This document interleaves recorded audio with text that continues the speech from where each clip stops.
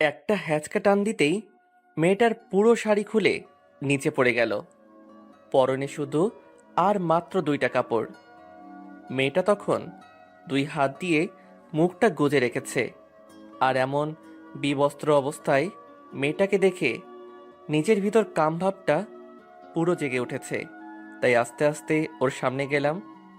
ওর মুখ থেকে হাতটা সরাতেই দেখতে পেলাম কেমন ভয়ার্ত চোখ জোড়া দুটি পানিতে ছলছল করছে। গোলাপি রঙের ঠোঁট দুটি কেমন করে কাঁপছে। মনের ভিতর তখন কামভাবটা আরও তীব্র হয়ে গেল। মুহূর্তেই ওর ঠোঁট দুটি আমার দখলে নিয়ে নিলাম। ও কেমন হাত দিয়ে বাধা দিতে গিয়ে পারল না। খাটের উপর ওকে ধাক্কা মেরে ফেলে দিলাম। খাটের উপর শুয়েই মেয়েটা কেমন ভয়ে কাঁপতে শুরু করলো। সেদিকে আমার কোনো ভ্রুক্ষেপ নেই, কারণ 20,000 টাকার বিনিময়ে ও আমার সাথে রাত কাটাতে এসেছে।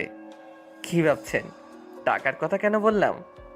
ও আমার নিজের বউ না, আর মেয়েটাকে এক রাতের জন্য ভাড়া করে এনেছি।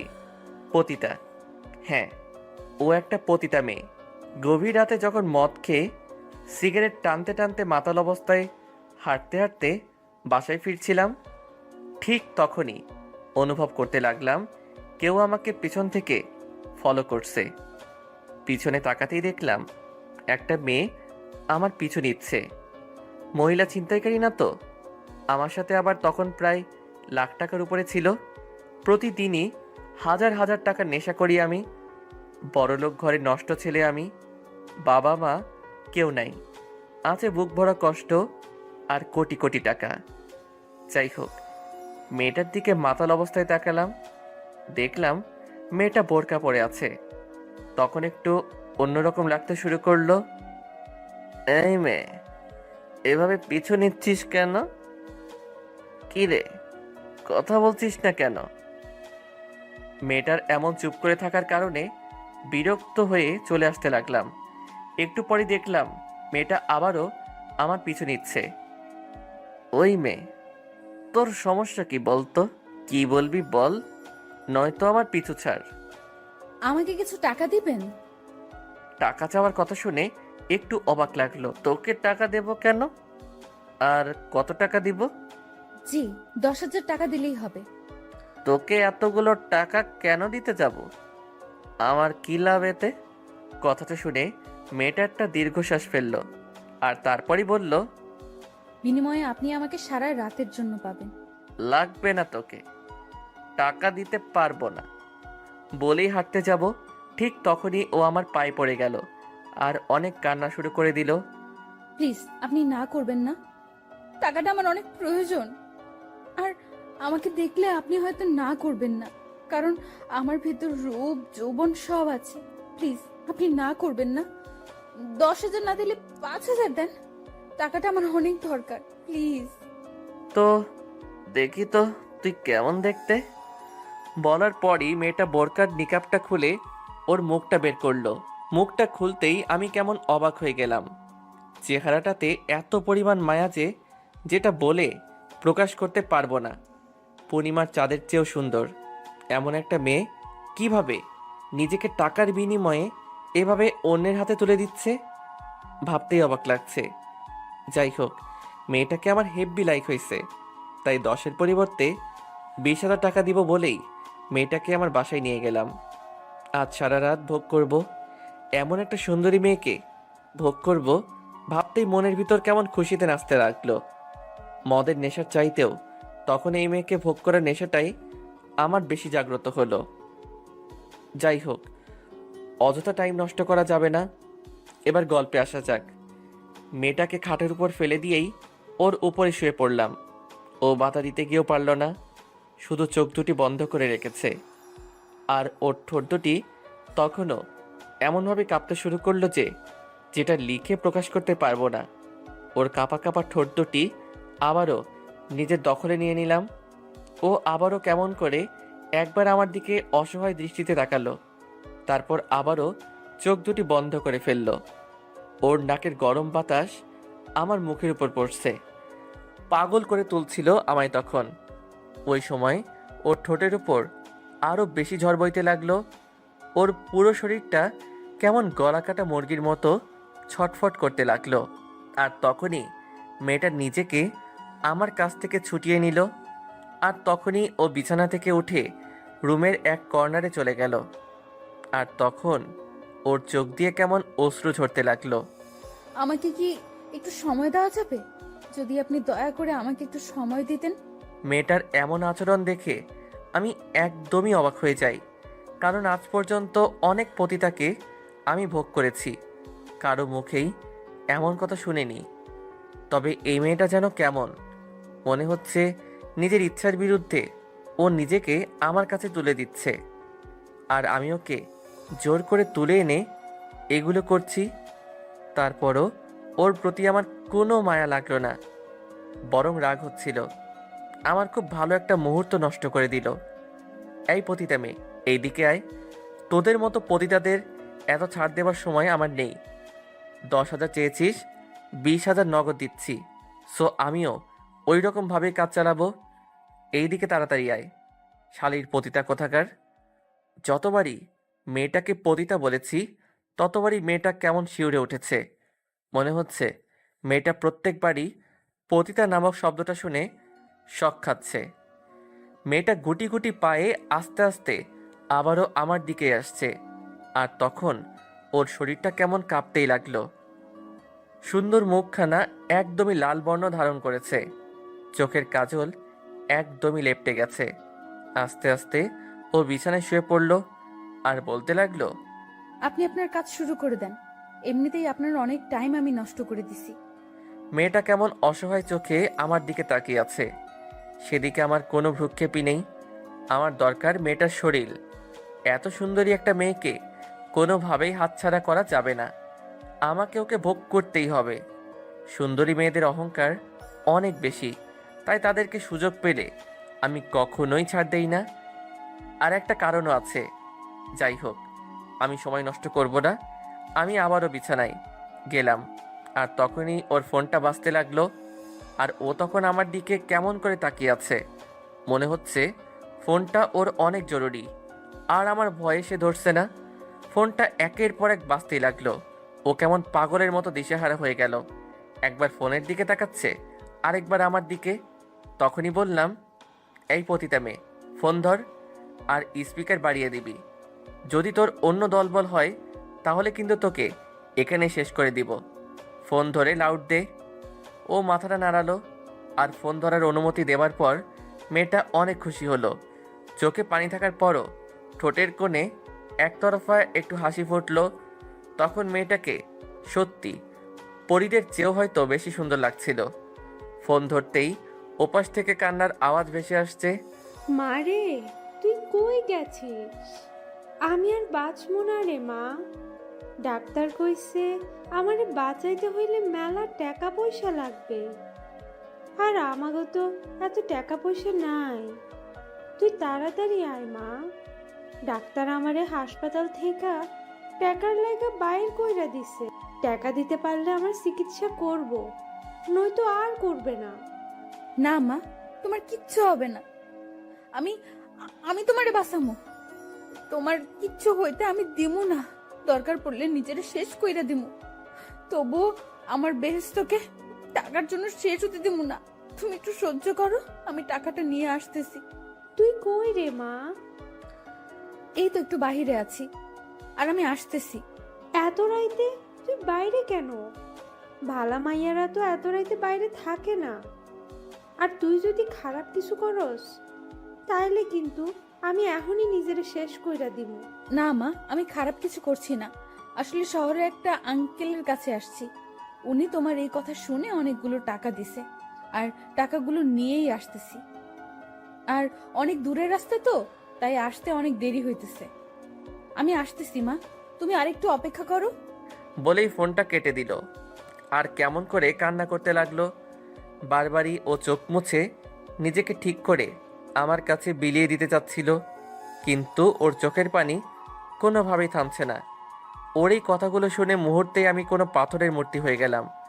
আমি কি করছিলাম? এমন একটা অসহায় মেয়েকে, ছি ছি আকাশ, ছি!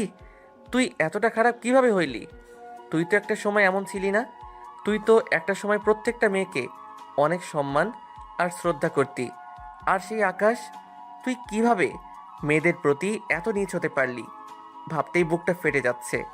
ঘৃণায় নিজেকে শেষ করে দিতে ইচ্ছে করছে।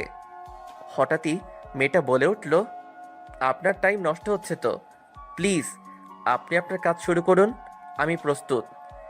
মেয়েটার দিকে তাকাতেই দেখলাম চোখ দুটো কেমন কালো কাজলে লেপ্টে আছে, মুখখানে কত মায়া জড়ে আছে, আর সেই মুখটা কিভাবে আমার দিকে কেমন অসহায়ভাবে তাকিয়ে আছে। মেয়েটার প্রতি হঠাৎ এত মায়া হচ্ছে কেন? কেন ওর মুখটাকে খুব আপন মনে হচ্ছে? ওর কাছ থেকে একটু দূরে সরে গিয়ে সোফায় বসলাম, আর তখনই একটা সিগারেট ধরালাম। সিগারেট টানতেছি আর ভাবতেছি, মেয়েটার মায়ের কি এমন হয়েছে যার কারণে ও এমন একটা পথ বেছে নিছে?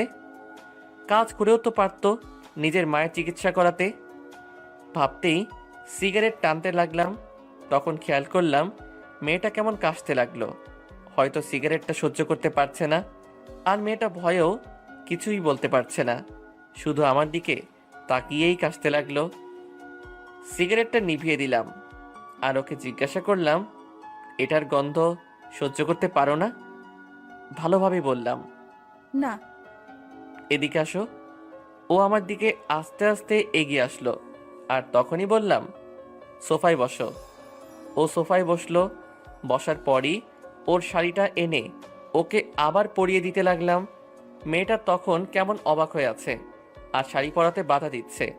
প্রথমে ভাবছিলাম হয়তো আমি পরিয়ে দিচ্ছি বলে সংকোচ বোধ করছে, পরে ও নিজেই বলল, কি হলো, শাড়ি পরিয়ে দিচ্ছেন কেন? আপনি তো এখনো কিছুই করেননি। আপনি আপনার কাজ করবেন না? না। আমার মুখ থেকে না শব্দটা শুনে মেয়েটা কেমন হতভম্ব হয়ে গেল, আর চোখ দুটো বড় বড় করে জিজ্ঞাসা করলো, কেন করবেন না? আমাকে কি আপনার পছন্দ হয়নি? আর আমি বাধা দিব না, কোনো বাধা আসলেও বাধা দিব না। প্লিজ আপনি আপনার কাজ করুন। কান্না করতে করতে আমার পা জড়িয়ে ধরলো। অনেক চেষ্টা করছিলাম, কিন্তু পা ছাড়াতে পারছিলাম না। একটা মেয়ে কতটা মায়ের পাগল হলে, কতটা মাকে ভালোবাসলে মাকে বাঁচানোর জন্য নিজের সব কিছু অন্যের হাতে নিজের ইচ্ছায় এভাবে বিলিয়ে দিতে পারে, সেটা এই মেয়েটাকে না দেখলে কখনোই বুঝতাম না। দেখো, এই মুহূর্তে আমি কোনো কাজ করার মুডে নাই। আমি এখন কিছুই করব না। প্লিজ আপনি না করবেন না, টাকাগুলো আমার খুব দরকার। তাছাড়া আপনি নিজেই একটু আগে শুনেছেন আম্মু কি বলছে, টাকা ছাড়া আম্মুকে বাঁচানো যাবে না, যে কোনো মূল্যে আমার টাকা লাগবেই। আচ্ছা, তোমার মায়ের কি এমন হয়েছে যার কারণে তুমি এই পথ বেছে নিছো? আমার মায়ের লিভার ড্যামেজ হয়ে গেছে, ডাক্তার বলছে মাকে বাঁচাতে অনেক টাকা লাগবে।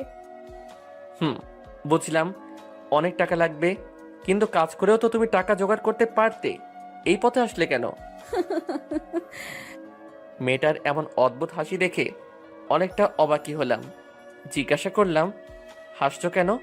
সুষ্ঠু সুন্দরভাবে কাজ করার অধিকার হয়তো সৃষ্টিকর্তা কোনো সুন্দরী মেয়েকে দেয়নি, আর এই পথে আসতে আমাকে এই সমাজের মানুষ বাধ্য করেছে আমার ভাগ্য। কিভাবে? আচ্ছা, তোমার এই পথে আসার গল্পটা আমাকে বলবে? খুব শুনতে ইচ্ছা করছে। পতিতাদের জীবন কাহিনী শুনে আপনি কি করবেন? শোনার ইচ্ছা, প্লিজ বলো। জানেন, ছোটবেলায় আমার বাবা মারা যায়, তারপর থেকেই আমার মা আমাকে মানুষের মতন মানুষ করার জন্য অনেক পরিশ্রম করে। নিজে না খেয়ে আমাকে খাওয়াতো, নিজে কষ্ট করে আমার লেখাপড়া চালাতো। হঠাৎ করেই একদিন বাসায় এসে দেখি মা অজ্ঞান অবস্থায় মাটিতে পড়ে আছে। তখন মাকে ডাক্তারের কাছে নিয়ে গেলাম, অনেকগুলো টেস্ট করালো। টেস্টের টাকাগুলো মানুষের কাছ থেকে ধার করে পরিশোধ করি, কিন্তু রিপোর্টের পর জানা গেল মায়ের লিভার ড্যামেজ হয়ে গেছে। এখন বাঁচাতে গেলে অনেক টাকার প্রয়োজন, কিন্তু আমার হাতে কোনো টাকা ছিল না। কিভাবে টাকা জোগাড় করা যায় সেটাই তখন ভাবতেছিলাম, কিন্তু কোনো উপায় পেলাম না। কেউ আমাদের পাশে এসে দাঁড়ালো না, চারদিকে শুধু অভাব, অভাব আর অভাব, আর সবকিছু কেমন কদাকার। আমি তখন সবকিছুই অন্ধকার দেখেছিলাম, কি করব বুঝে উঠতে পারছিলাম না। তারপর অসুস্থ মাকে বাসায় নিয়ে গেলাম।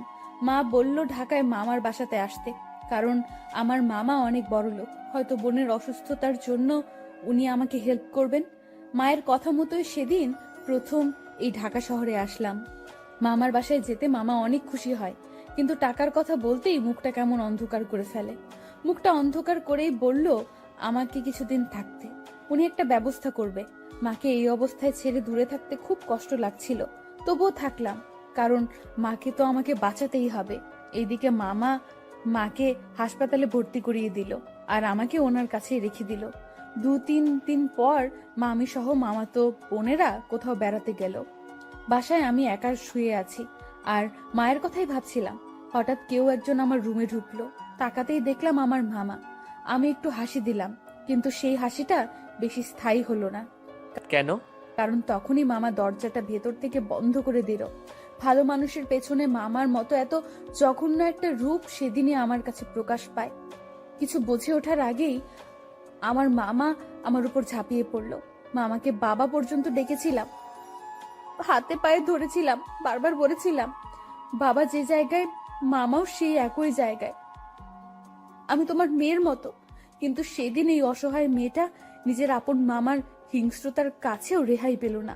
পশুর মতো আমাকে সেদিন বলেই কেমন ফুপিয়ে কান্না শুরু করে দিল। ওর কথাটা শুনে আমিও নিজেও কেঁদে দিলাম। কি বলছে এই মেয়েটা? আর কিভাবে মানুষ এতটা নীচ হতে পারে? আল্লাহ, তুমি এর আগে এই জানোয়ারের বাচ্চাটাকে শেষ করে দিলে না কেন? ওই জানোয়ারের বাচ্চাকে আমি মাফ করব না, আমি নিজে ওকে শেষ করে দিব। আমি তখন কেমন থরথর করে কাঁপতে লাগলাম। একটা মেয়ে কতটা কষ্ট পেতে পারে, কেনই বা এমন পরিস্থিতিতে আসে? ওকে না দেখলে বুঝতেই পারতাম না। মানুষ পতিতাদের অনেক খারাপ বলে, কিন্তু একটা মেয়ে কেন পতিতা হয়, কেন নিজের সব কিছু টাকার জন্য অন্যের কাছে বিলিয়ে দেয়, সেটা হয়তো সবার অজানা। আর এগুলো ভাবতেই তখন শুধু চোখ দিয়ে টপ টপ করে পানি বের হচ্ছে। কাপা কাপা কণ্ঠে বলতে লাগলাম, তারপর আমার সবকিছু উনি কেড়ে নিয়েছিল। প্রচন্ড ব্যথায় সেদিন বিছানা থেকে উঠতে পারিনি। ওনার হিংস্রতা এতই বেশি ছিল যে আমাকে একটুও ছাড় দেয়নি। ওনার কাজ শেষে একটা কথাই বলেছিল, তোকে ভোগ করে অনেক আনন্দ পেলাম, আর মনে রাখিস ওগুলো যদি কাউকে বলিস তাহলে এই ভিডিওটা দেখ।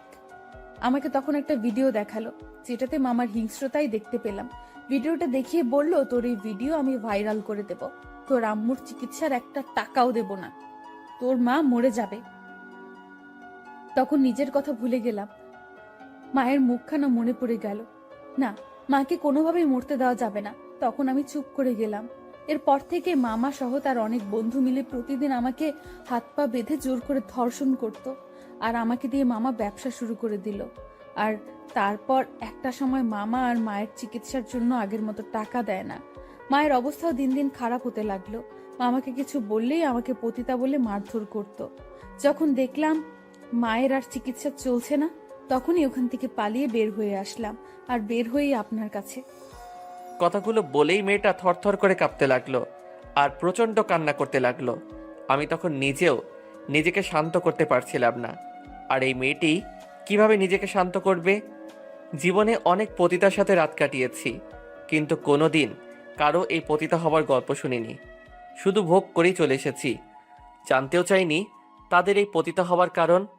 আর আজ যখন কোনো মেয়ের মুখে তার জীবন কাহিনী শুনলাম, নিজের বুকটাই তখন তাদের জন্য কষ্টে ফেটে যাচ্ছে। না, এই মেয়েটা অনেক কষ্ট করেছে, আর করতে দিব না। ওর কষ্টের জীবন আমি এখানে শেষ করে দিব। কষ্ট ওর এখানেই শেষ। এবার ওর মুখে একটু হাসি দেখতে চাই। তখন বুঝতেই পারলাম মেয়েটা টাকার জন্য সব করতে পারবে। এখন আমি তাড়িয়ে দিলে আমার কাছ থেকে চলে গিয়ে আবার অন্য কারোর সাথে মিশবে। তার চেয়ে ভালো এই মেয়েটাকে অনেক দিনের জন্য আমার কাছেই রেখে দেই। তখনই বললাম, আমি তোমার পাশে থাকতে চাই, রাখবে তোমার পাশে? পতিতাদের পাশে থাকতে নেই। আর আমি ছেলের জাতটাকে ঘৃণা করি।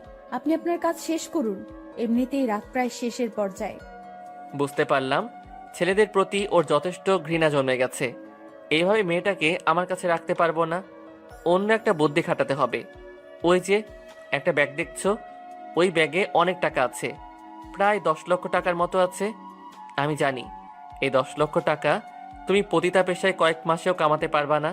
তো আমি যদি তোমাকে ওই টাকাগুলো দিয়ে দেই, বিনিময়ে আমাকে কি দিবা? কথাটা বলতেই মেয়েটা কেমন অবাক হয়ে আমার দিকে তাকিয়ে রইল আর বলতে লাগলো, আপনি যা চাইবেন তাই। দরকার পড়লে সারা দিন সারা রাত সব সময় আপনার সাথে কাটাবো, কিন্তু তারপরও আমার মাকে বাঁচানোর জন্য টাকাগুলো দরকার। হুম, একটা শর্তে তোমাকে টাকাগুলো দিব। কি শর্ত? কাল থেকে শুরু করে টানা 2 মাসের জন্য তুমি আমার, সব সময় আমার সাথে থাকতে হবে। যা বলবো তাই করতে হবে, কোনো কথাই না করতে পারবা না। এই 2 মাসে তোমার কাছে আমার যেটা যেটা ইচ্ছা সব তোমাকেই পূরণ করতে হবে। আমার সাথে রাত দিন সব সময় কাটাতে হবে। রাজি আছো? আমি রাজি, তবুও টাকাগুলো আমার চাই। আমার মাকে বাঁচাতেই হবে। অবাক হয়ে গেলাম, মেয়েটা বিন্দু পরিমাণও ভাবার টাইম নিল না। এক কথায় সে রাজি। ভেবে বলছো তো? হুম, আমি রাজি। ঠিক আছে, টাকাগুলো তুমি কালই পাবে। আর এখনই আমার সাথে চলো। কোথায়? আপনি আপনার কাজ করবেন না? আমাকে তো সকালে বাসায় যেতে হবে। হুম, চুপচাপ এখন আমার সাথে চলো। তখনই মেয়েটাকে আগে ওর শাড়িটা পরিয়ে দিলাম, আর ওকে ওয়াশরুম থেকে ফ্রেশ হয়ে আসতে বললাম। তারপরও ওকে নিয়ে আমার গাড়িতে উঠলাম। ও কেমন ভয়ে ভয়ে গাড়িতে উঠলো। প্রচণ্ড ভয় পাচ্ছে মেয়েটা, হয়তো ভাবছে তাকে কোথাও নিয়ে কিছু করে ফেলবো। গাড়ি ড্রাইভ করছি, হঠাৎ মেয়েটাকে বললাম, এই মেয়ে, এতক্ষণ আমার সাথে আছো অথচ নামটাই জানি না। আর কাল থেকে তো তুমি আমার সাথেই থাকবা। তো নাম কি তোমার? জি, আনিকা আক্তার।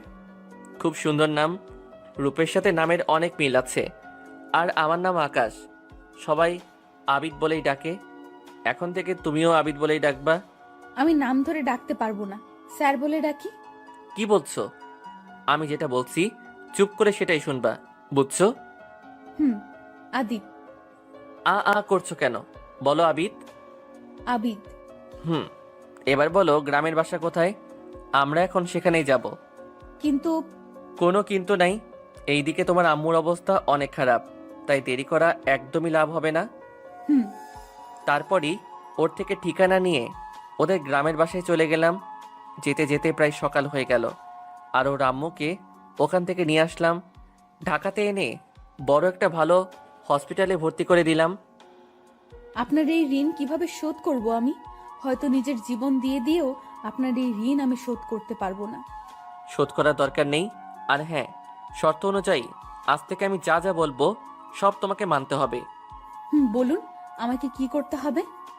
এখন থেকে আমাকে তুমি করে বলবা, আর আমার নাম ধরে ডাকবা। যদি এর ব্যতিক্রম করো তাহলে। এই না, আপনি যেটা বলবেন সেটাই করব। আবার আপনি? তুমি। তোমার আম্মু এখন ঘুমাবে, ডাক্তার ওনাকে ঘুমের ওষুধ দিছে। হুম। আনিকাকে নিয়ে বাসায় আর আসলাম না, একদম কাজী অফিসে চলে গেলাম। কাজী অফিসে দেখে আনিকা বলে উঠল, কাজী অফিসে কেন? আর কার বিয়ে?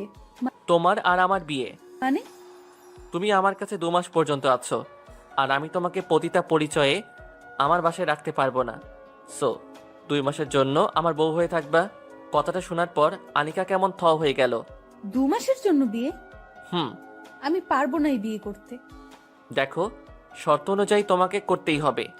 আর আমার সাথে 2 মাস ওইভাবে মেলামেশা করলে পাপের পরিমাণটা অনেক বেশি হবে, আর এভাবে করলে সেটা আর বেশি হবে না। হাসছো কেন? আসবো না তো কি করব? তোমরা বড় লোকরা পারো বটে। তোমাদের কাছে সবকিছুই কেমন পুতুল খেলা মনে হয়। আর আমাদের পুতুল ভেবে কত কিছুই না করছো। সবই টাকা। তবে কষ্ট নেই, আমি পুতুল হয়ে তোমার খেলায় থাকতে রাজি আছি। কারণ এত কিছু জানি না, চলো। তারপর আনিকার সাথে শর্ত মোতাবেক বিয়েটা হয়েই গেল। 2 মাসের জন্য একটা পতিতা মেয়েকে বিয়ে করে নিলাম। ওকে নিয়ে বাসায় চলে আসলাম। আপাতত একটা বাসর সাজালাম। বাসর ঘরে আনিকা বসে আছে। ঢুকতেই আমাকে সালাম করলো। আরে আরে, সালাম করছো কেন? বাসর রাতে বাঙালি মেয়েদের এটাই করতে হয়। তবে এটা তো মাত্র কয়েকদিনের বিয়ে, তাই না? হুম, তবে একটা কথা মনে রাখবে, বাঙালি মেয়েদের বিয়ে বিয়েই। সেটা শর্তের কয়েকদিনের জন্যই হোক আর সারা জীবনের জন্য। তারপরই আনিকাকে বিছানায় উঠালাম আর জিজ্ঞাসা করলাম, একটা সত্যি কথা বলবে? হুম। আচ্ছা, বাসর রাতে তোমার কি কি ইচ্ছা ছিল? হাসছো কেন? আপনি আমাকে ভোগ করবেন তো করেন, এত নাটকের কি দরকার?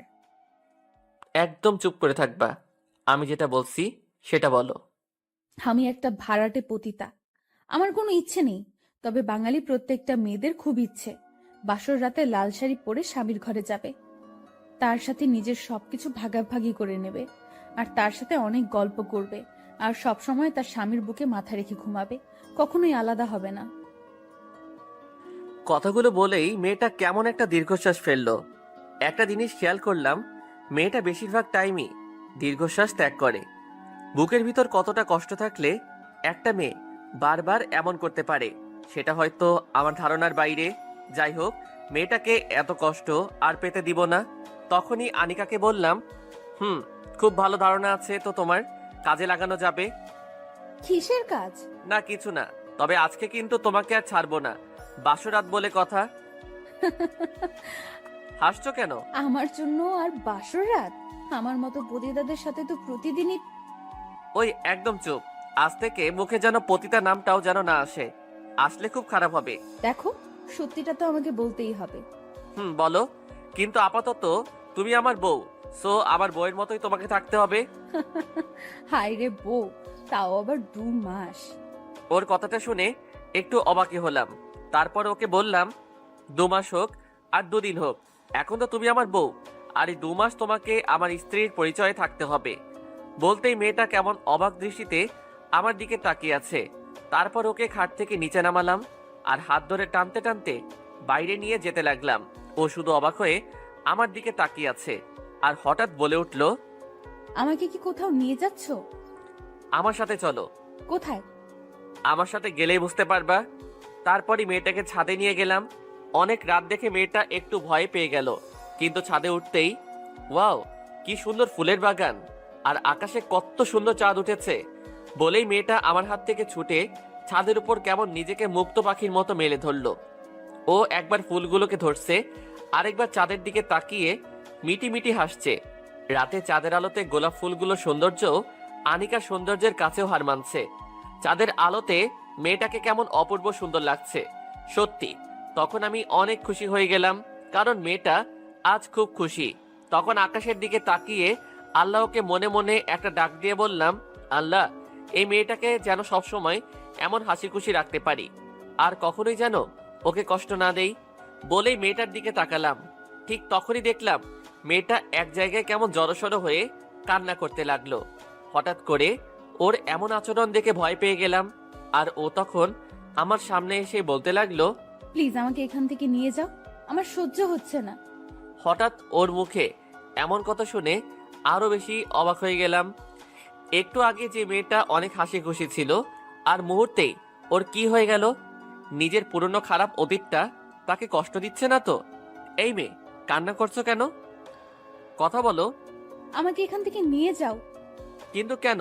আমার মতো একটা পতিতা এমন নিষ্পাপ ফুল ছুঁতে পারে না, আর এই চাঁদের আলো আমার মতো বাজে মেয়ের উপর মানায় না, কেমন কুৎসিত দেখায়। কিন্তু তুমি এগুলো কি বলছো? একদম উল্টাপাল্টা বলবে না, এখন থেকে তুমি আমার বউ। বলেই ওর চোখের পানিটা মুছে দিলাম আর ওর কপালে ঠোঁটের উষ্ণতা এঁকে দিলাম। মেয়েটা তখন শুধু নির্বাক হয়ে আমার দিকে অবাক চোখে তাকিয়ে রইল, আর তখনই মেয়েটাকে নিজের সর্বোচ্চ শক্তি দিয়ে জড়িয়ে ধরলাম। আর ও তখন কেমন কেঁপে উঠল। যখন আমার কাছ থেকে ওকে ছুটালাম, তখন ও কেমন করে যেন আমার দিকে তাকিয়েই আছে। হয়তো আনিকা ভাবছে ওর সাথে আমি যা করছি সবই ওকে ভোগ করার জন্য, বা তার অসহায়তার সুযোগ নেবার জন্য। কিন্তু আমার মনে শুধু একটা কথাই, যতদিন বেঁচে থাকবো কোনোভাবেই আর এই মেয়েটাকে কষ্ট দিব না, সব সময় ওর পাশে থাকবো। ওকে নিয়ে ঘরে চলে আসলাম আর বিছানায় শুয়ে পড়লাম। আনিকা তখন আমার পাশে শুয়েছিল, আর তখনই আনিকার কথাটা মনে পড়ল। একটু আগে বলেছিল বাঙালি মেয়েরা চায় সব সময় তার স্বামীর বুকে মাথা রেখে ঘুমাতে, হয়তো ওরও এমনই ইচ্ছা ছিল। যাই হোক, তখনই আনিকাকে জড়িয়ে ধরলাম, আর ও একদম চুপ হয়ে শুধু আমাকে দেখছিল। তখন ওর মাথাটা আমার বুকে রাখতে বলে ওকে জড়িয়ে ধরে ঘুমিয়ে পড়লাম। সকালবেলা ঘুম ভাঙতে দেখলাম মেয়েটা এখনো ঘুমিয়ে আছে। কি নিষ্পাপ মুখ, একদম ছোট বাচ্চাদের মতো করে ঘুমিয়ে আছে। তখন ওর কপালে আলতো করে একটা চুমু দিতেই ও কেমন জেগে উঠল, আর আমার দিকে একবার তাকিয়েই নিচু হয়ে গেল। তারপর দুজনে ঘুম থেকে উঠলাম, ফ্রেশ হয়ে খেয়ে দুজনেই হাসপাতালে আনিকার আম্মুর কাছে চলে গেলাম। ওর আম্মু তখন ঘুমাচ্ছিল, ওকে হসপিটালে রেখেই চলে আসলাম। আর আসার আগে ওকে বলে এসেছি কোনো কারণেই যেন বাইরে বের না হয়, সব সময় আম্মুর পাশেই যেন থাকে, আর কোনো কিছু লাগলে আমাকে যেন ফোন দেয়। মেয়েটা শুধু মাথা নাড়ছিল। আমি অফিসে চলে গেলাম। আজ অনেক দিন পর অফিস যাচ্ছি। সবাই আমাকে দেখে আজ একটু বেশি অবাক, কারণ অনেক দিন অফিসে যাই না। যাই হোক, আনিকাকে নিজের লাইফে জড়ানোর সাথে সাথেই ভাবলাম নিজেকেও ঠিক করে ফেলি, ভালো হয়ে যাই, আর ওকে নিয়ে সুখেই থাকি। 15 দিন পর আনিকার আম্মু এখন অনেকটাই সুস্থ, কিন্তু আরো কিছুদিন হসপিটালে থাকতে হবে, আর একটা অপারেশন করতে হবে।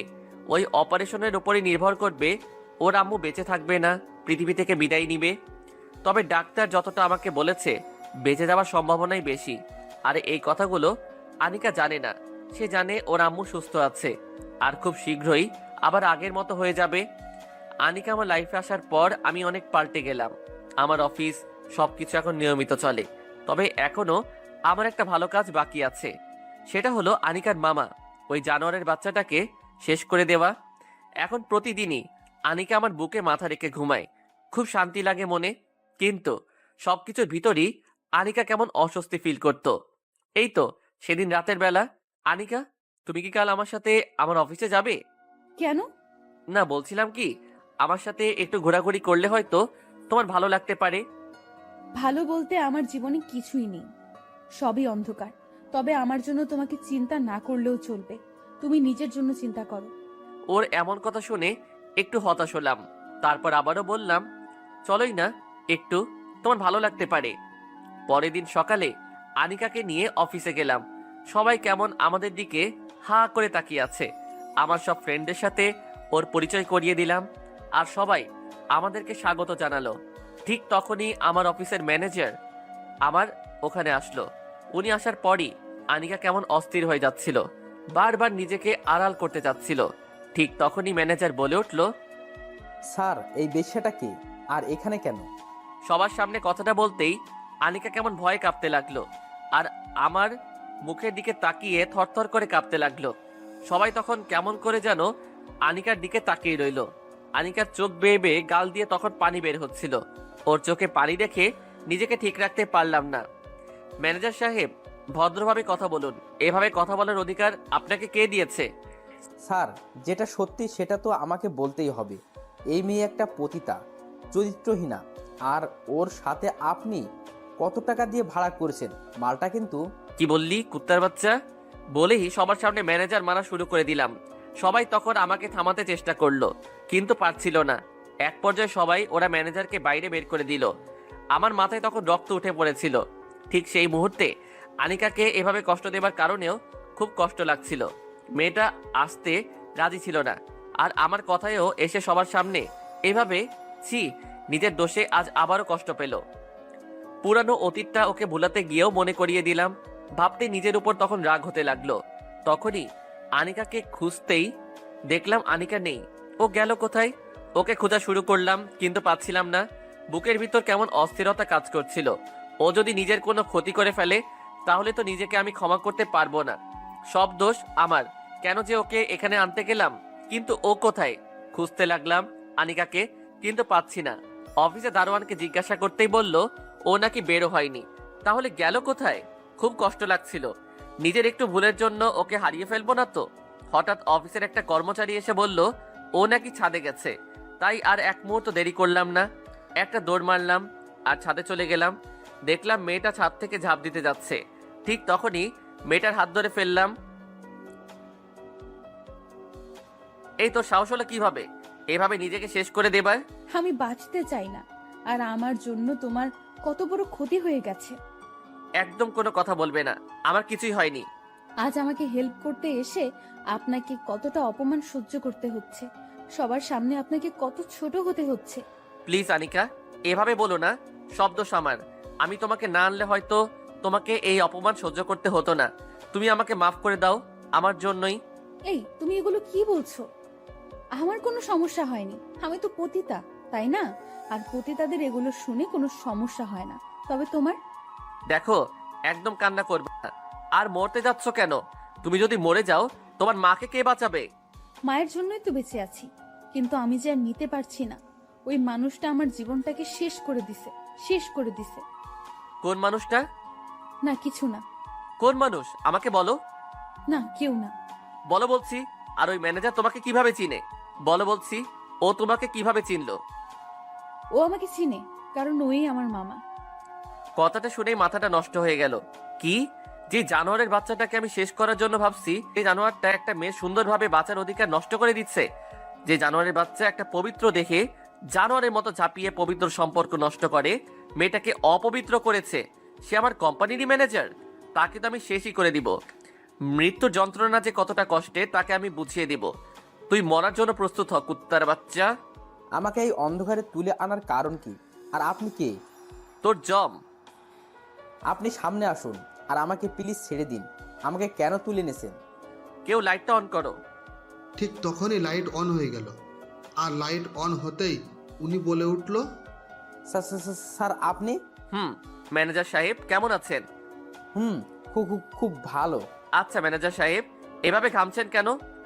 আমাকে লোক দিয়ে কেন উঠিয়ে এনেছেন? শুধুমাত্র কিছু হিসাব নিকাশের জন্য। ওইগুলো তো অফিসেই মেটাতে পারতেন, আর আমি সব হিসাব তো আপনাকে দিয়েই দিছি। ম্যানেজার সাহেব, অফিসের হিসাব অফিসে দিছেন, কিন্তু জীবনের হিসাব একটু মিলিয়ে নিব না? মানে কি স্যার? আচ্ছা ম্যানেজার সাহেব, আপনাকে কিছু প্রশ্ন করব? করেন, তবে কি কি কি কি- কি প্রশ্ন? বেশি কিছু না।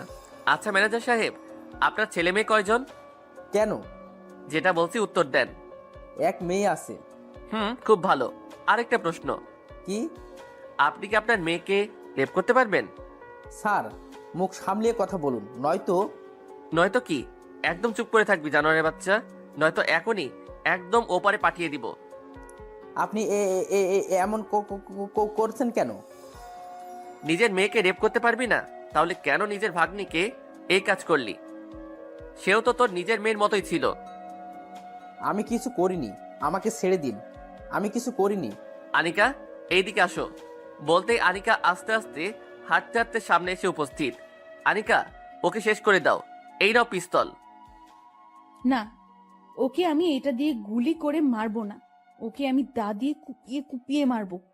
না মা, আমাকে ছেড়ে দে মা।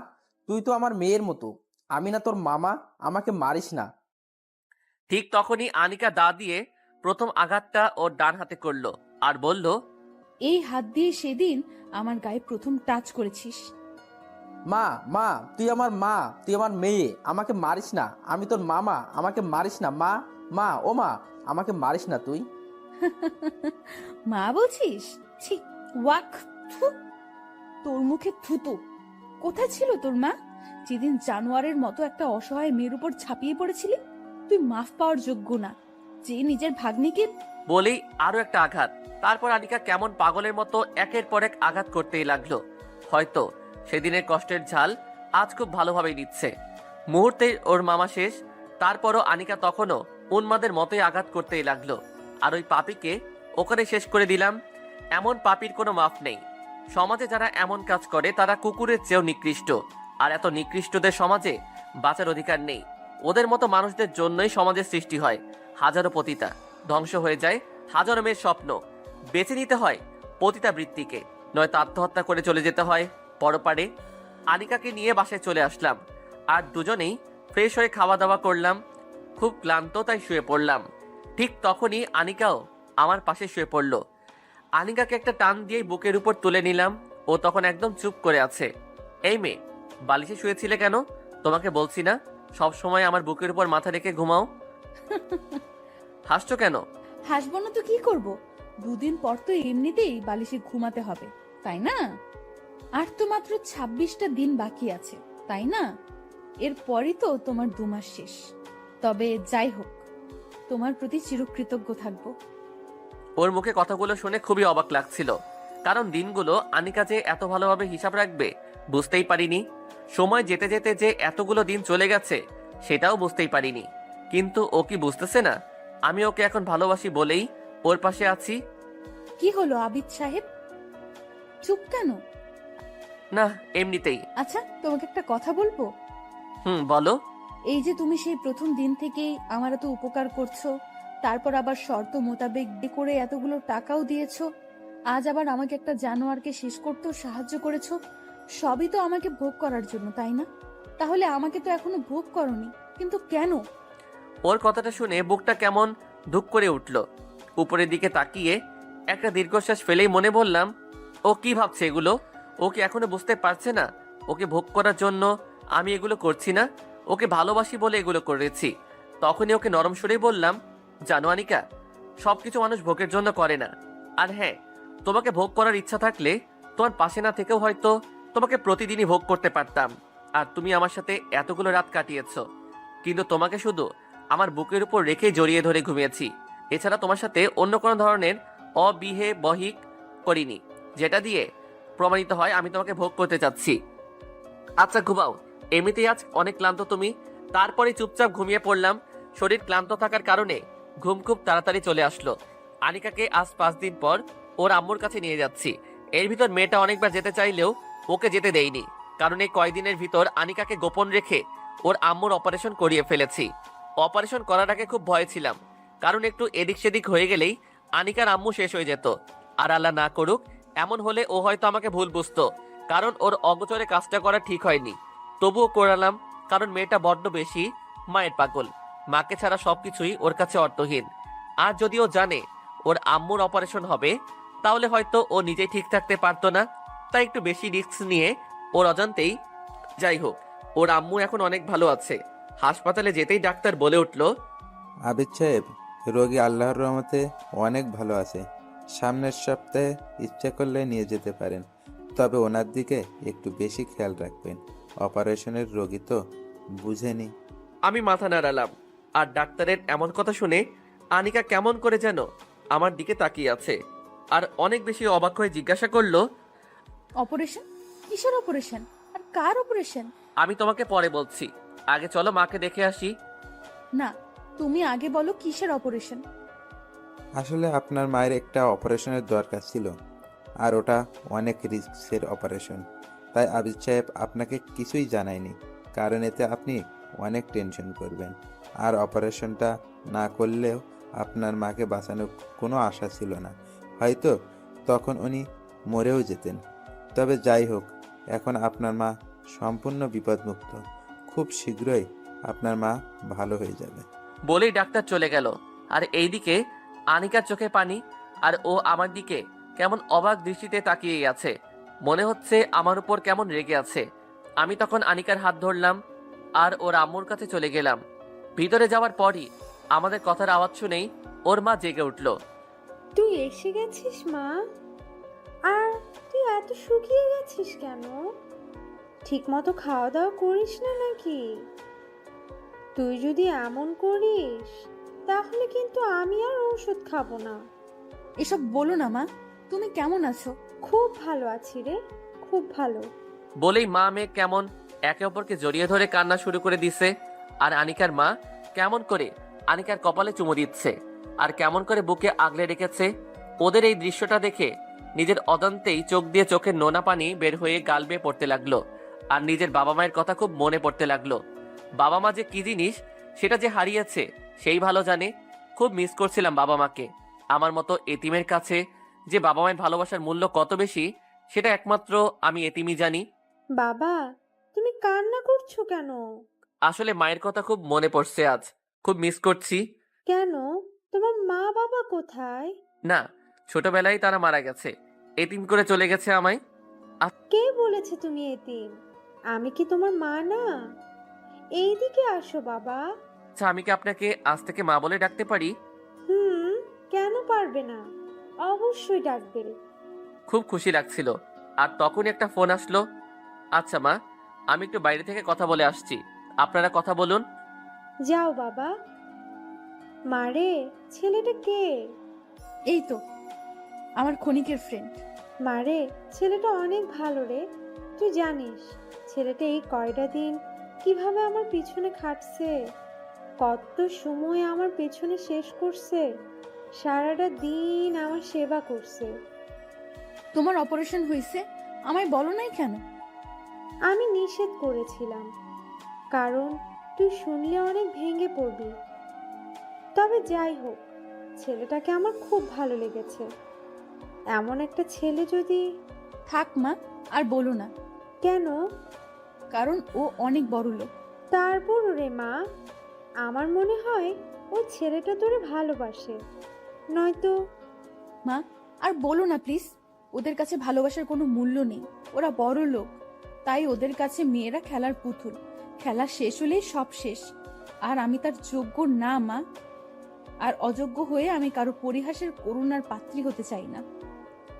বলেই মেয়েটা কেমন কান্না করে দিল। বাইরে থেকে কথাগুলো নিজেরই কান্না এসে গেল।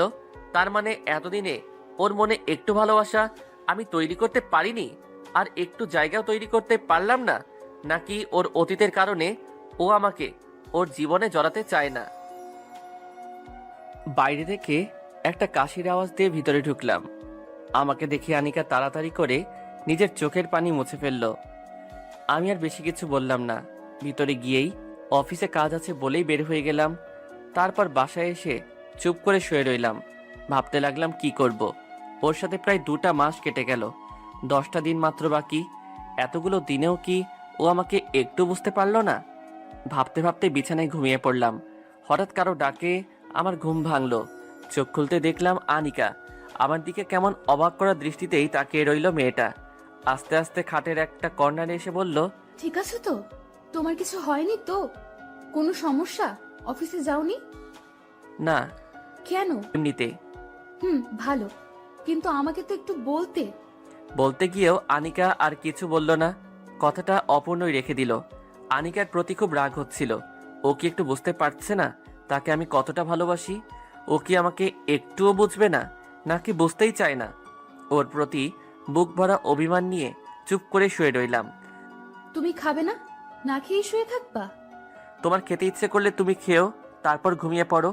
আমাকে আর ডাকবে না। তুমি খাবে না? আর আমি ডাকবো না কেন? ওই, ডাকবে না তো ডাকবে না, আর একটা যদি ডাক দাও তাহলে। তোমাকে আর বলতে হবে না। আর আমি এভাবে বলার কারণে লজ্জিত। আসলে নিজের অবস্থানের কথাটা ভুলেই গেছি।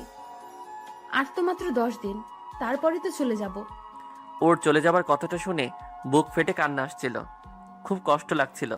মনে মনে বলছিলাম, হায় রে আনিকা, একটু রাগ দেখালাম বলে খুব সহজে উল্টাপাল্টা বুঝে নিলে। কিন্তু তোমাকে ভালোবাসি বলেছে, তোমার পাশে থাকতে যাচ্ছি, সেটা তুমি হয়তো কখনোই আর বুঝবে না। বলেই বুক ফাটা একটা দীর্ঘশ্বাস ফেললাম। এরপরও ও কয়েকবার ডেকেছিল খেতে, কিন্তু ওর প্রতি একটু রাগ নিয়ে আবার নিষেধ করার কারণে আর ডাকিনি। চুপচাপ শুয়ে রইলাম। বুকটা খা খা করছিল। ওকে বুকের সাথে মিশিয়ে খুব শক্ত করে জড়িয়ে ধরে বলতে ইচ্ছে করছিল, আনিকা, খুব ভালোবাসি তোমায়, খুব বেশি ভালোবাসি। আমাকে না কখনো ছেড়ে যাবার কথা বলো না। কিন্তু সেদিন মনের ভেতরের আর্তনাদগুলো মুখ ফেটে বের করতে পারলাম না। কিছুক্ষণ পর আনিকাও আমার পাশে শুয়ে পড়ল। প্রতিদিন পাগলিটাকে বুকে নিয়ে ঘুমাই। আমার বুকটা ওর জন্য বালিশ বানিয়ে দেই। কিন্তু আজ অভিমান করে ওকে আর আমার বুকে টেনে নিলাম না। ভাবলাম ও হয়তো আমাকে বলবে, আবির, আমি না তোমার ওই বুকে অনেক শান্তি পাই, আমাকে সবসময় তোমার ওই বুকের মধ্যেই রাখবা। আর আজকে আমাকে রাগ করে কেন বালিশে শুয়ে থাকতে বলছো? আমি কিন্তু তোমার বুকে ঘুমাবো। কিন্তু আফসোস, আনিকা এগুলো বলবে তো দূরে থাক, ওর কল্পনায়ও এগুলো আসে না। আর হয়তো আমার সাথে শর্তের কারণে যতটুকু থাকছে, নয়তো ও হয়তো আমার কাছে কখনোই থাকতো না। বিছানায় ওর অপর দিকে মুখ করে বালিশে চোখ ভিজাচ্ছিলাম। লাইটটা অফ আছে, তাই হয়তো ওর চোখে আমার চোখের পানি পড়বে না। চোখের নোনা জল ফেলতে ফেলতে কখন যে ঘুমিয়ে পড়ছি বুঝতেই পারিনি। হঠাৎই কারো চিৎকার শুনেই ঘুম থেকে লাফিয়ে উঠলাম। লাফিয়ে উঠতে চাইলেও তখন আমি উঠতে পারলাম না, কারণ এর আগেই আনিকা আমাকে খুব শক্ত করে জড়িয়ে ধরে চিৎকার করে কান্না করতে লাগলো আর বলতে লাগলো, প্লিজ মামা, আমাকে ছেড়ে দাও, আমার সর্বনাশ করো না। মামা, তুমি না আমার বাবার মতো, তুমি তো জানোই আমার বাবা নেই। প্লিজ আমাকে এই পতিতালয়ে ফেলে যেও না মামা, যেও না মামা, মামা, কথাগুলো বলছিল। আর মামা মামা বলেই আনিকা চিৎকার করে কান্না করতে লাগলো আর ভয়ে কাঁপতে কাঁপতে আমাকে অনেক শক্ত করে জড়িয়ে ধরতে লাগলো। হয়তো আমার বুকের ভিতর ও ঢুকেই যাবে, নয়তো আমার সাথে মিশে যাবে।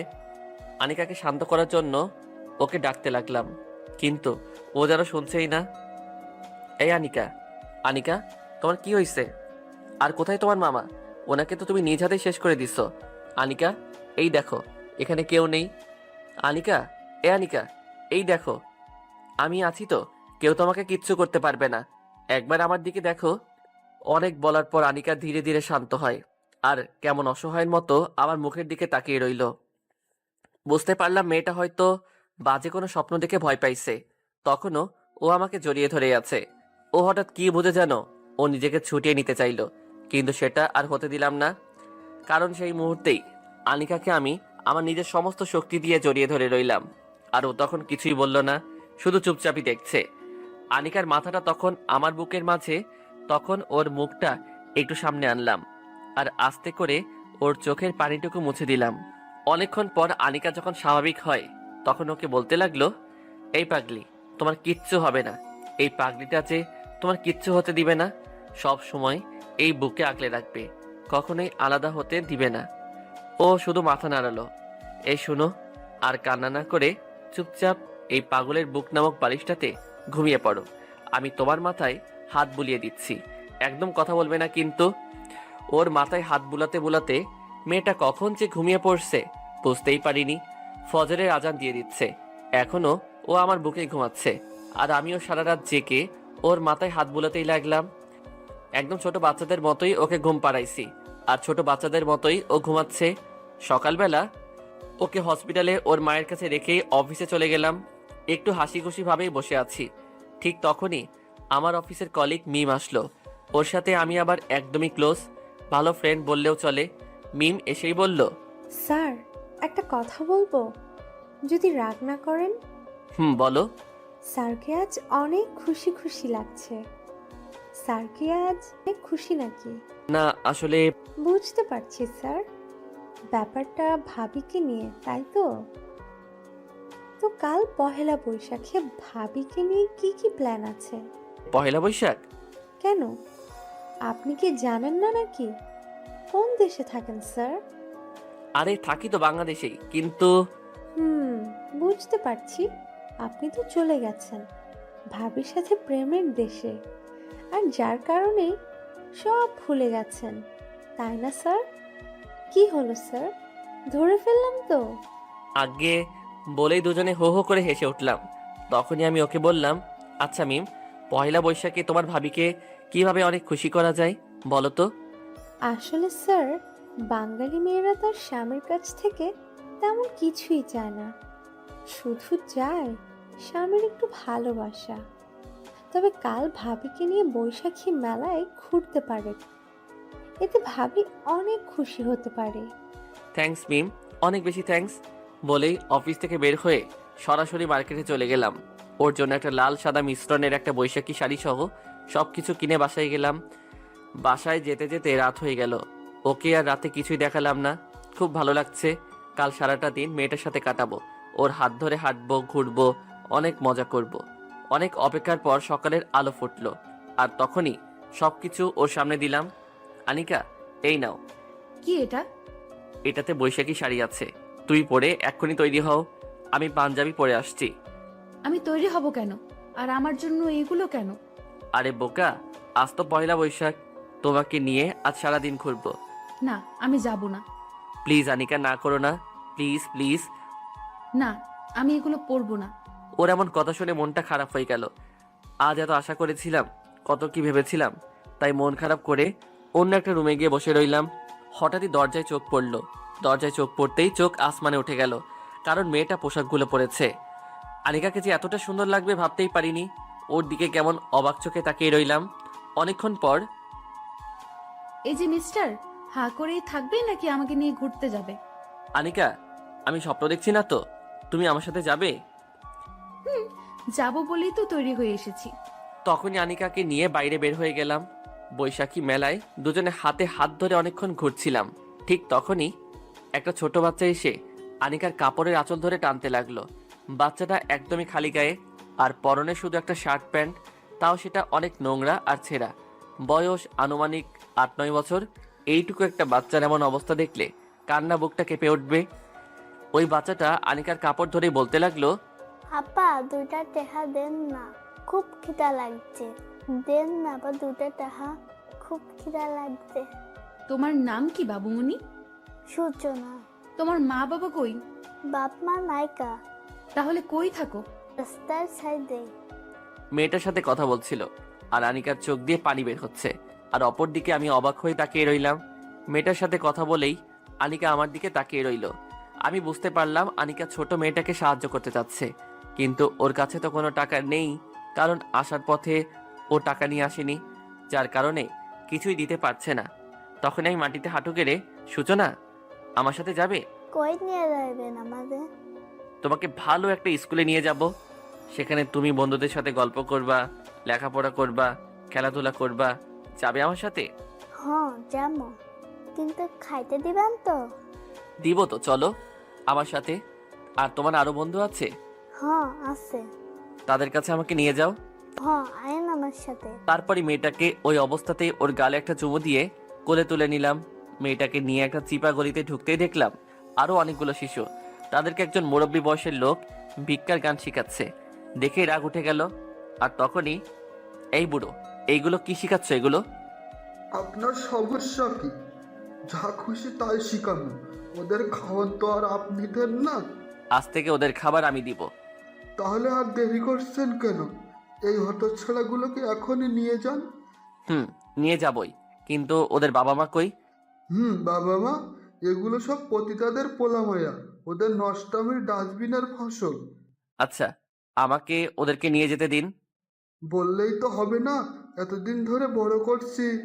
এই টাকা কে দিব? টাকা দিলে নিয়ে যেতে পারবেন, নয়তো ওইগুলো শিখাবো। কত টাকা লাগবে? 5 লাখ টাকা দিলে ওদের সবাইকে যেতে দিব। তারপরে আনিকাকে কিছুক্ষণের জন্য থাকতে বলে ওখান থেকে চলে আসলাম। আর প্রায় 30 মিনিট পরে ওখানে টাকা নিয়ে ওখানে গেলাম আর ওদেরকে নিয়ে আসলাম। তারপর সবাইকে একটা এতিমখানায় নিয়ে যেতেই কয়েকশত ছোট শিশু আমার দিকে দৌড়ে আসলো। সবাই আমাকে আব্বু আব্বু বলে ডাকতে লাগলো। আনিকা তখন আমার দিকে অবাক করা দৃষ্টিতেই তাকিয়ে আছে। ঠিক তখনই ওখানকার হুজুর এসেই বলল, স্যার, আল্লাহ আপনার কল্যাণ করুক। আজকে নতুন কাউকে নিয়ে এসেছেন। হ্যাঁ চাচা, আজকে এই শিশুগুলোকে নিয়ে এসেছি, এদের দায়িত্ব কিন্তু তোমার। আপনি সাথে থাকলে আমিও রাজি আছি। চাচা, ওদেরকে নতুন পোশাক পরাও আর ভালোভাবে গোসল করিয়ে দিও। আমরা আজ সারাদিন একসাথে অনেক মজা করব। আনিকা, তুমি আমার সাথে থাকবে তো? হ্যাঁ আবি, আমি থাকবো। আর আমি সবার সাথে আজ অনেক মজা করব। ঠিক তখনই সব বাচ্চাদের ডাক দিয়ে বললাম, বাবুরা, এটা তোমাদের নতুন আম্মু, ওকে সবাই আম্মু বলেই ডাকবা। বলতে না বলতে সব শিশুরা দৌড়ে আনিকার কোলের দিকে দৌড়ে গেল।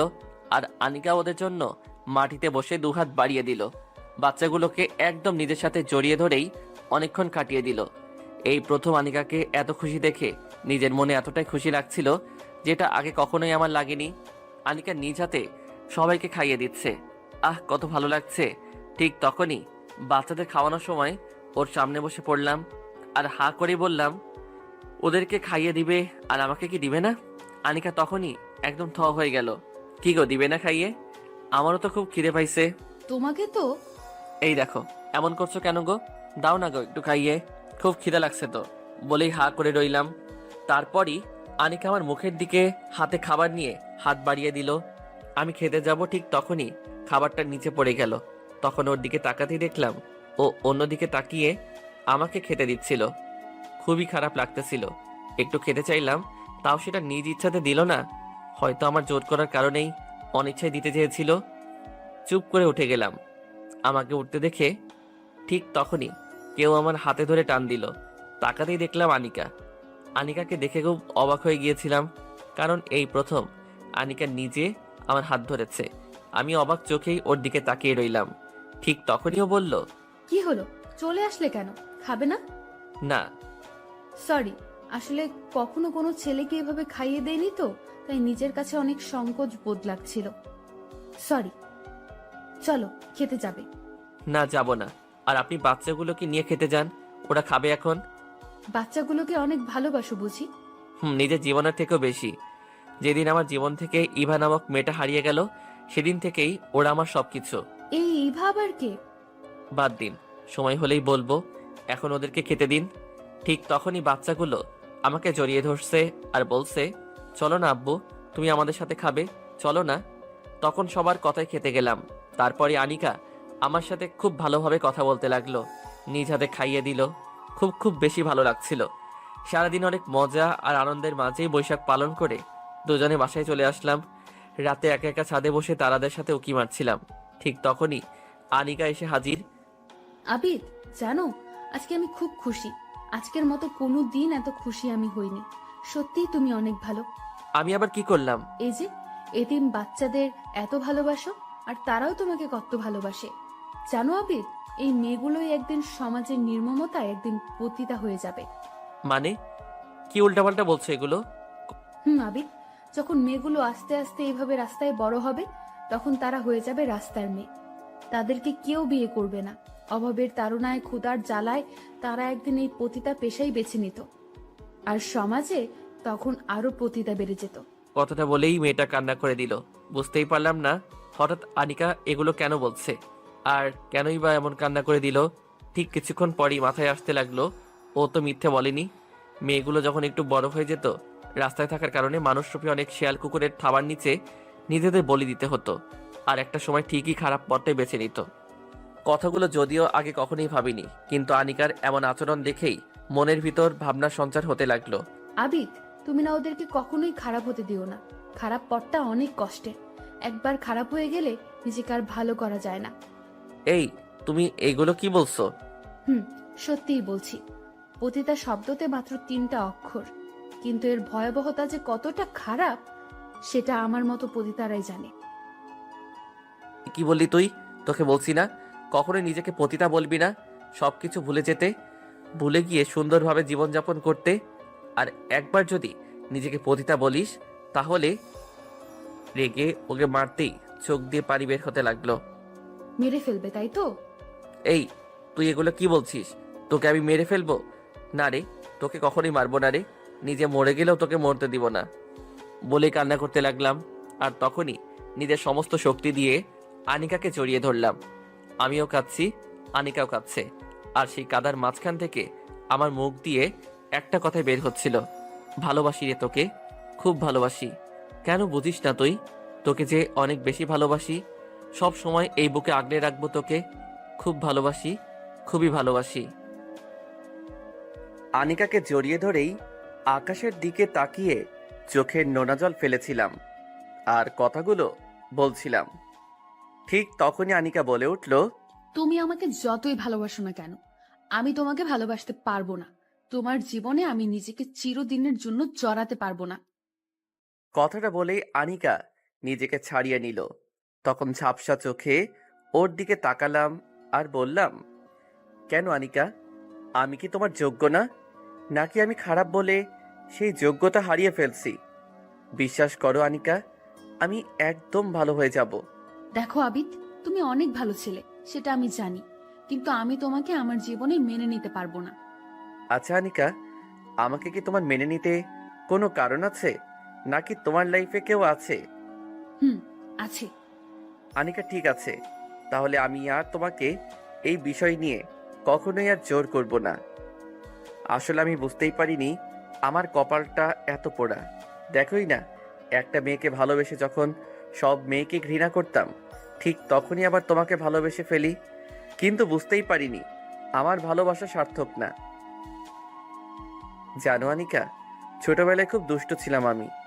বাবা মা থাকতে তাদের কাছে যা চাইতাম, তারা যেভাবেই হোক সেটাই আমাকে এনে দিত, আর না দেওয়া পর্যন্ত অনেক জেদ ধরতাম। বয়স যখন মাত্র 12 বছর, ঠিক তখনই একদিন একটা অ্যাক্সিডেন্টে বাবা মা মারা যায়, আর হারিয়ে যায় বাবা মা নামক ছায়াটা। সেদিন অনেক কান্না করেছিলাম।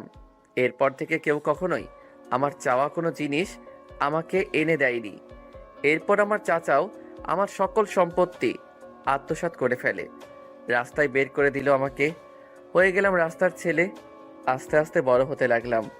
কাজ করে পড়াশোনা করতাম, সারা রাত কাজ করে দিনে স্কুলে যেতাম। আস্তে আস্তে যখন ভার্সিটি লাইফে চলে গেলাম, তখন ইভা নামের একটা মেয়েকে অনেক পছন্দ হয়, আর মেয়েটা অনেক বেশি সুন্দর ছিল। আস্তে আস্তে ফ্রেন্ডশিপ, আর তারপর রিলেশন।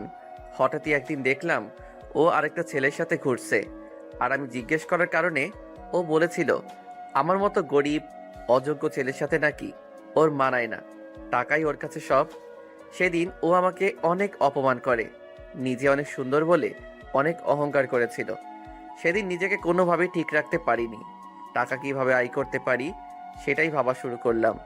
এরপরই ঘটনাক্রমে আমার চাচার কাছ থেকে আমি আমার সম্পত্তি আদায় করে নিলাম। বাবার সম্পদ পেয়ে হয়ে গেলাম কোটিপতি। কোটিপতি হবার পরই সুন্দরী মেয়েদেরকে অনেক ঘৃণা করি, কারণ এবার সেই চরিত্রটা আমার সামনে ভেসে আছে। আর সবচাইতে মজার ঘটনা হলো আমার লাইফে টাকার বিনিময়ে রাত কাটানো প্রথম মেয়েও ওই ইভাই। পরে টাকার জন্য আমার সাথে রাত কাটাই সে। দিনে ভদ্রবেশধারী হলেও রাতে ওর মতো খারাপ আর কেউ ছিল না। সেই দিন থেকে সুন্দরী মেয়েদেরকে হেট করতাম, কারণ তাদের সৌন্দর্যের ভিতর যে কতটা কালো থাকে সেটা ইভাকে না দেখলে বুঝতেই পারতাম না। যাই হোক, এরপর আর কোনো মেয়েকে কখনোই ভালোবাসিনি, কারণ তখন আমি নিজেই খারাপ জগতের বাসিন্দা। এরপর তোমার সাথে পরিচয় আর তোমার সবকিছু জেনেও আবারও নিজেকে পরিবর্তন করে ফেলি। এরপরই তোমাকে খুব ভালোবেসেছি। বিশ্বাস করো আনিকা, তোমাকে খুব ভালোবাসি। প্লিজ আমাকে একা করে দিও না। আর তুমি তো আমার বিয়ে করা বউও, তাই না? আবিদ, আমি তোমার সবকিছু বুঝতে পারছি, কিন্তু তারপরও আমি তোমাকে মেনে নিতে পারবো না। তবে দোয়া করি তুমি যেন ভালো একটা মেয়েকে বউ করতে পারো। আর তুমি এখন অনেক ভালো একটা ছেলে, তোমাকে যে কেউ পছন্দ করবে। আর আমার মতো একটা খারাপ মেয়েকে নিয়ে বেশি কিছু ভেবো না, আর ভাবলেও ভুল করবে। আর একটা কথা মনে রেখো, আমি তোমার 2 মাসের জন্য বউ হয়েছি, সারা জীবনের জন্য না। আর সেই 2 মাস পার হতে আর মাত্র 7 দিন বাকি, এই জন্যই আমি চলে যাব। একটানা কথাগুলো বলেই আনিকা ছাদ থেকে চলে গেল আর রেখে গেল আমাকে। নিজেকে তখন অনেক বড় অসহায় লাগছিল। মনে হচ্ছে এই পৃথিবীতে আমার চেয়ে বড় অসহায় আর কেউ নেই। চোখ দুটো বারবারই ঝাপসা হয়ে যাচ্ছিল। ভাবতে অবাক লাগে, আমার জীবনে ভালোবাসা বলতে কোনো জিনিস নেই। যাকে যাকে ভালোবাসলাম তারাই দূরে ঠেলে দিল আমায়। অনেকক্ষণ ছাদে একা একা দাঁড়িয়ে চোখের জল ফেলছিলাম। চোখ দুটো অনেক ফুলে গেছে মনে হচ্ছে। অনেক ঘুম পাচ্ছে, তাই রুমে চলে গেলাম। গিয়ে দেখলাম আনিকা নিজের মতো করে ঘুমিয়ে আছে। আনিকাকে আর জাগালাম না, চুপ করে খাটে শুতে গেলাম। কিন্তু শুয়ে থাকতে পারলাম না। আজ কেন জানি ওর সাথে শুয়ে থাকতে খুব বেশি কষ্ট হচ্ছে। বারবার মনে হচ্ছে আর তো মাত্র কয়েকটা দিন, এরপর তো আমাকে একাই থাকতে হবে। খাট থেকে নেমে পড়লাম, তারপর সোফায় গিয়ে শুয়ে পড়লাম। কখন ঘুমিয়ে পড়ছি সেটা হয়তো মনে নেই, তবে যখন ঘুমটা ভেঙে গেছে তখন ঠিক ঘড়িতে রাত 3টা বেজে 39 মিনিট। একদমই ঘুম আসছে না। ঘুমহীনভাবেই রাতটা কেটে গেল। সকালবেলা আনিকাকে হসপিটালে রেখে অফিসে চলে গেলাম। অফিস থেকে ফিরে আবার হসপিটালে গেলাম, কারণ আজকে আনিকার আম্মুকে বাসায় নেওয়ার কথা। হসপিটালে গিয়ে ওদেরকে পেলাম না। এর আগেই ওরা ওখান থেকে বের হয়ে গেছে। আনিকাকে ফোন দিলাম, আনিকা কোথায় আছো? বাসায় কেন? না তেমন কিছুই না। তোমার আম্মুকে বাসায় নিয়ে গেছো? হুম। হুম, খুব ভালো। তবে আমাকে কি সাথে নিয়ে গেলে বা আমাকে বললে কি আমি সাথে থাকতাম না? আসলে বুঝতে পারিনি, সরি। আচ্ছা আমি বাসায় আসতেছি বলে ফোনটা কেটে দিলাম। বাসায় চলে গেলাম। ওদের সাথে অনেক মজা করলাম। এখন ওর থেকে দূরত্ব বজায় রেখে চলতে হয়, কারণ ওর আম্মু জানে না আমরা বিয়ে করেছি। উনি জানে ও আর আমি বন্ধু। ওর আম্মু, আমি আর আনিকা 3 জনে মিলে খুব আনন্দে দিন কাটাচ্ছিলাম। সবার মুখেই হাসি ছিল। আনিকার আম্মু মন থেকে আমাকে অনেক পছন্দ করত। আর উনি আমাকে কয়েকবার বলেছিল আনিকা আমি বিয়ে করে সব সময়ের জন্য রেখে দিতে, কিন্তু বারবারই তখন আনিকা অমত করে। হঠাৎই আনিকা আমাকে বলল, আবিদ, কিছু কথা বলার ছিল। বলো আনিকা। একটু ছাদে আসো। আনিকা তখন ছাদে চলে গেল। আমিও তার পিছু পিছু গুটি গুটি পা বাড়াচ্ছিলাম আর ভাবছিলাম আনিকা কি বলতে যাচ্ছে আমায়। সে চলে যাবে না তো? ভাবতেই কেমন কষ্ট লাগে, কিন্তু কিছু কষ্ট দৃষ্টির আড়ালেই থাকে। ছাদে গেলাম, গিয়েই বললাম, বলো আনিকা কি বলতে চাও? আবিদ, তুমি আমার অনেক উপকার করেছো। আমার মায়ের জীবন বাঁচাতেও অনেক সাহায্য করেছো। আসলে তোমার উপকারের ঋণ হয়তো কখনোই শেষ করতে পারবো না। হঠাৎ এগুলো বলছো যে? আসলে আজকের দিন গড়িয়ে রাত পার হলেই তো তোমার 2 মাস শেষ, আর তারপরেই তো আমি চলে যাব। আর কাল সকালেই আমি মাকে নিয়ে চলে যাব। কি হলো, কিছু বলছো না যে? আসলে আমার কিছুই বলার নেই আনিকা, তবে দিনগুলি যে এত তাড়াতাড়ি শেষ হয়ে গেছে সেটা খেয়ালই করিনি। তবে তোমাকে আমি আর আটকাবো না। যদি কখনো মনে হয় আমার কাছে তুমি ভালো থাকবে তাহলে চলে এসো। আমার মনের দরজা তোমার জন্য সব সময় খোলা থাকবে। ধন্যবাদ। তবে আমার এক অনুরোধ রাখবে আনিকা। কি অনুরোধ? কাল যখন চলে যাবে তোমাদেরকে আমি ড্রাইভ করে তোমার বাসায় পৌঁছে দিব। তবে সমস্যা নেই, যদি প্রবলেম থাকে তাহলে যাব না। তখন আনিকা আমার দিকে কেমন অবাক চোখে তাকিয়ে রইল আর মাথা নাড়ালো। সেদিন রাতে আনিকা সহ সবার সাথে অনেক বেশি মজা করেছিলাম। তারপর আনিকা ওর আম্মুর সাথে ঘুমাতে চলে গেল, আমিও চলে গেলাম ছাদে। সারা রাত না ঘুমিয়ে একটার পর একটা সিগারেট টানতে লাগলাম। মনের কষ্টগুলোকে সিগারেটের ধোঁয়ার সাথে মিশিয়ে দিচ্ছিলাম। খুব কষ্ট লাগছিল, কারণ আনিকাকে যে এতটা ভালোবেসে ফেলবো বুঝতেই পারিনি। আর ওর কি দোষ? ও নিজেও তো অন্য আরেকজনকে ভালোবাসে। আমি যেমন আনিকাকে কাছে পেতে চাই, ঠিক তেমন ও নিজেও তো ওর ভালোবাসার মানুষকে কাছে পেতে চাই। এই কথাগুলো বলেই নিজেকে বারবার সান্ত্বনা দিচ্ছিলাম। হঠাৎই ফজরের আজান দিচ্ছে। আজান শুনে ছাদ থেকে নেমে রুমে চলে গেলাম। সকালে খাওয়া দাওয়া করে ওদের বাসার উদ্দেশ্যে রওনা দিলাম। খুব দ্রুত গাড়িটা চলছে আর খুব দ্রুতই হারিয়ে যাচ্ছে আমার আনিকা। বিকেলের দিকে ওদের বাসায় পৌঁছে গেলাম। ওদেরকে নামিয়ে দিয়েই, আনিকা আমি তাহলে চলে যাচ্ছি, ভালো থেকো আর মায়ের প্রতি যত্ন নিও।